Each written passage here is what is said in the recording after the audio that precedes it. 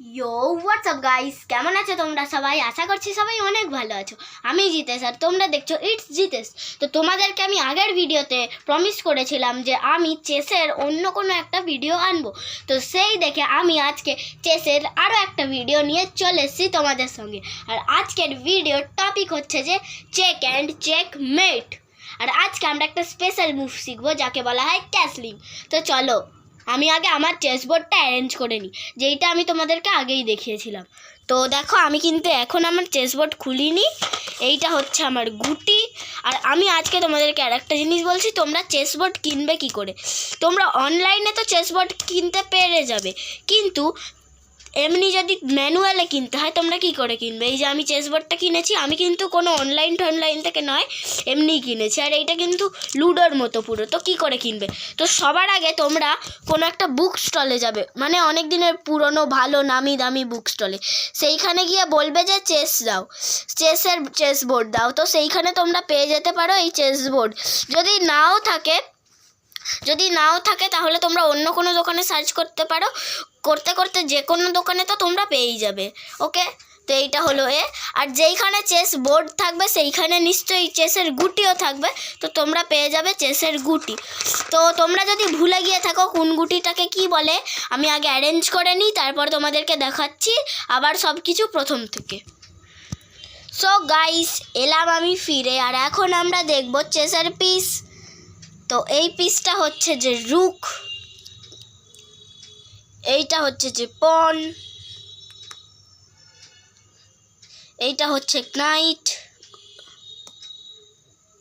এইটা হচ্ছে বিশপ, এটা কিং, এটা কুইন। ওকে, ঠিক আছে। এবার আমরা দেখব চেক আর চেকমেট কাকে বলে। কিন্তু চেক আর চেকমেট জানার আগে তোমরা যদি আমার আগের ভিডিওটা দেখোনি, যেইটাই আমি দেখিয়েছিলাম যে চেস কিভাবে খেলতে হয়, সেইটা না যদি তোমরা দেখে থাকো তাহলে আগে সেইটা দেখে এসো। কারণ তোমরা যদি সেইটা না দেখে থাকো তাহলে তোমরা কীভাবে কিছুতেই বুঝতে পারবে না যে চেসের চেকমেট কিভাবে হয়। তো ঠিক আছে, এবার আমরা চালু করলাম আমাদের খেলা।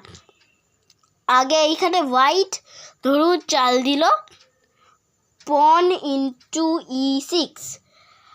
আপনি চাল দিলেন পন ইন্টু F3। সে চাল দিল পন ইন্টু E5। আপনি কি করলেন? এবার পন ইন্টু G3 চাল দিলেন। সে কি করলো? কুইন ইন্টু E6 চাল দিল। আপনি চাল দিলেন বিশপ ইন্টু G3। সে এবার চাল দিল কুইন ইন্টু H6। আপনি চাল দিলেন বিশপ ইন্টু D7। আপনি তার একটা গুটি ক্যাপচার করলেন। কিন্তু আমাদেরকে মাথায় রাখতে হবে পন কিন্তু সব থেকে লুজ, মানে সব থেকে কমজোরি গুটি। তাই এইটা যদি আপনি একটা পন হারান ওতে কিছু হবে না। তাই কিন্তু যদি আপনি একটা বিশপ বা অন্য কিছু রানী রুক অন্য কিছু যদি হারান, সেইগুলো কিন্তু হচ্ছে যে পনের থেকে পাওয়ারফুল গুটি। তাই এতে আপনাদের অসুবিধা হতে পারে। তাই সবার আগে আপনাদের পনকে ঠিক রাখতে হবে। পন নয়, আপনার অন্য গুটিদেরকে ঠিক থাকতে হবে। পনের রিস্ক নেওয়া যাবে, কিন্তু অন্য গুটির নো ভাই, রিস্ক নিচ্ছি না। তো আপনি কি করবেন? বিশপ ইন্টু F5 চাল দিলেন। সে এবার কী করলো? নাইট ইন্টু C6 চাল দিল। আপনি এবার চাল দিলেন পন ইন্টু A3। সে চাল দিল নাইট ইন্টু E5। সে আপনার একটা এটা তারই পন। সে চাল দিল নাইট ইন্টু E7।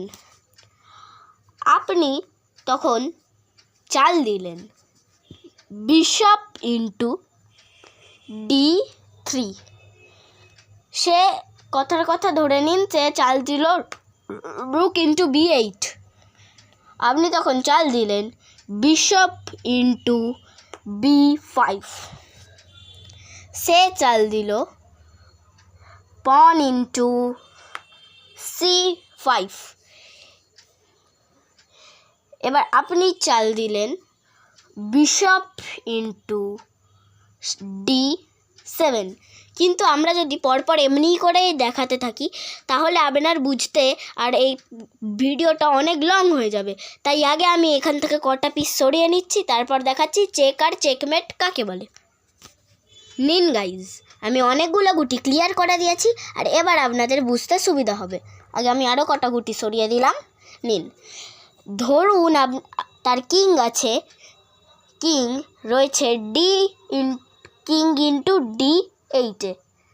তো আপনি কি করলেন, কুইন ইন্টু E6 চাল দিলেন, কুইন ইন্টু E5 চাল দেবেন, না হলে সে তার বিশপ দিয়ে আপনাকে ক্যাপচার করতে পারে। তো সে নিশ্চয়ই তার বিশপকে এখানে চাল দেবে না, কারণ এতে তার বিশপের মৃত্যুর ভয় থাকতে পারে। তাই সে চাল দেবে বিশপ ইন্টু B3। ওকে, সে আপনার একটা পন ক্যাপচার করলো। আপনি রুককে আনলেন এইখানে, কথার কথা এক্সাম্পল, এটা রুক আছে এইখানে, কুইন আছে এইখানে।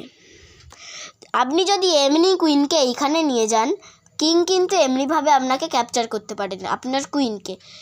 কিন্তু যদি আপনি কুইনের সাপোর্টে রুককে নিয়ে যান, তাহলে যদি কিং আপনার কুইনকে ক্যাপচারও করে নেয়, আপনি কিন্তু রুক দিয়ে কিংকে কেটে গেম ওভার করতে পারেন।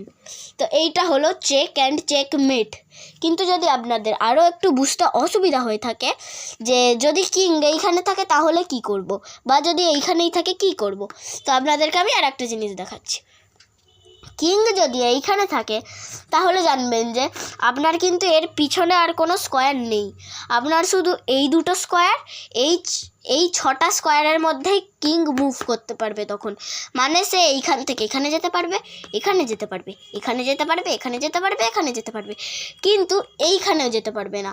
বাট যদি আপনার কিং এইখানে থাকে তাহলে সে সবকটা স্কোয়ারেরই অ্যাক্সেস পেয়ে যাবে, সে সবকটা স্কোয়ারেই মুভ করতে পারবে। কিন্তু যদি আপনার কিং থাকে ধরুন এইখানে আছে রুক, সে এমনি এইখানে চাল দিতে পারবে, কিন্তু সে কোনো স্কোয়ারে এখনও মুভ করতে পারবে না। স্কোয়ারে মুভ করতে গেলে তাকে আগে আপনার রুককে খেতে হবে, ক্যাপচার করে সে তার কিংকে এবার স্কোয়ারে মুভ করাতে পারে। এবার চেক আর চেকমেটের বিষয়টা আর একটু ভালো করে দেখা যাক। ধরুন এইখানে আছে তার কিং, আপনার রানী গেল এইখানে, সে কিন্তু এমনি করে আপনার রানীকে ক্যাপচার করতে পারে। সব সময় আগে দেখবে যে কিং কি তোমার রানী বা অন্য কোনো গুটিকে ক্যাপচার করতে পারে কি না। এবার আমি একটা জিনিস বলে দিই, আমি আগের ভিডিওতে বলেছিলাম যে কিং কিন্তু কারোর উপর দিয়ে যেতে পারে না। কিংয়ের যখন শুধু রাস্তা ফাঁকা থাকে সে তখনই যেতে পারবে। মানে যদি আপনার তার কিং ধরুন এখানে আছে, এইখানেও পন, এইখানেও পন, এইখানেও পন, এইখানেও পন আছে, সে কিন্তু কোনো স্কোয়ারেই আর মুভ করতে পারবে না এইটা বাদে। তখন তার না চাওয়ার সত্ত্বেও আপনি আপনার কুইন দিয়ে তার কিংকে ক্যাপচার করতে পারেন। তো এইটাই ছিল চেক অ্যান্ড চেকমেট। আর আমি ভিডিওর প্রথমেই বলেছিলাম যে ক্যাসলিংয়ে বলেও আমরা আজকে একটা নিউ মুভ শিখবো। তো সেই ক্যাসলিং বলে মুভটা কি সেইটা আগে আমি কটা গুটি অ্যারেঞ্জ করে নিই, তারপর তোমাদেরকে দেখাচ্ছি। সো গাইস, এবার আমরা দেখছি ক্যাসলিং কাকে বলে। ধরে নিন এইখানে এইটা আছে আপনার কিং, সামনেই কিন্তু আছে কুইন। আপনার কিংয়ের জন্য কুইনটা অসুবিধা হতে পারে, মানে কুইন কিন্তু ইজিলি এইখান থেকে আপনাকে চেক দিয়ে দিতে পারে। তখন কি করবেন, যদি আপনার এইখানে দুটো বক্স ফাঁকা থাকে, B1 আর C1-এর বক্স ফাঁকা থাকে, আর আপনার রুক একবারও মুভই করেনি, তখন আপনি কিংকে এইখানে এনে রুককে এইখানে আনতে পারেন, যেইটাকে বলা হয় ক্যাসলিং। তাহলে এইখানে অনেকগুলো সেনা সামনে থাকার জন্য আপনার কিং বেশি প্রোটেক্টিভ হয়ে যাচ্ছে। সেম এই দিকের জন্যও, যদি এই দিকে বেশি সৈন্য থাকে, আপনার কিংকে প্রোটেক্টিভ করার জন্য আপনি রুকের সঙ্গে আপনার পজিশন রিপ্লেস করতে পারেন। তো এইটা ছিল ক্যাসলিং। কিন্তু একটা জিনিস মাথায় রাখতে হবে, ধরুন এইটা আপনার চাল, আপনি ক্যাসলিং করলেন, করে চাল দিতে গেলেন, তখন কিন্তু হবে না। কারণ আপনি যদি ক্যাসলিং করতে চান তাহলে আপনাকে আগে আপনার চালটাকে একটা খোয়াতে হবে। তো আপনার চাল খাওয়ানো হলো এই ক্যাসলিংয়ে। কিন্তু এতে কি হলো, আপনার রুক তো মারা যাবে কিন্তু আপনার কিং প্রোটেক্টিভ হয়ে যাবে। এবার আমরা দেখলাম রুক মারা গেল, এইখানে কুইন তো এবার আরামসে একে খেয়ে নেবে। তখন আপনি কি করবেন, বিশপ ইন্টু c1, সে খাবে একে। যখনই সে একে খাবে আপনি আবার চাল দেবেন নাইট ইন্টু b1, সে আবার আপনার নাইটকে যদি খায় তখন আপনি কিং দিয়ে আরামসে তাকে ক্যাপচার করে নিতে পারবেন। তো এইটা ছিল ক্যাসলিং আর check and checkmate. Next video যে কোনো টপিকে আসতে পারে, সে টয়েস, চেস, ইনডোর গেমস, যে কোনো টপিকে আসতে পারে। তো নেক্সট ভিডিওর জন্য ওয়েট করো। আমি জিতেশ, তোমরা দেখছো ইটস জিতেশ। সবাই ভালো থাকবে, সুস্থ থাকবে, ততক্ষণের জন্য বাই। নেক্সট ভিডিও তাড়াতাড়ি আসছে।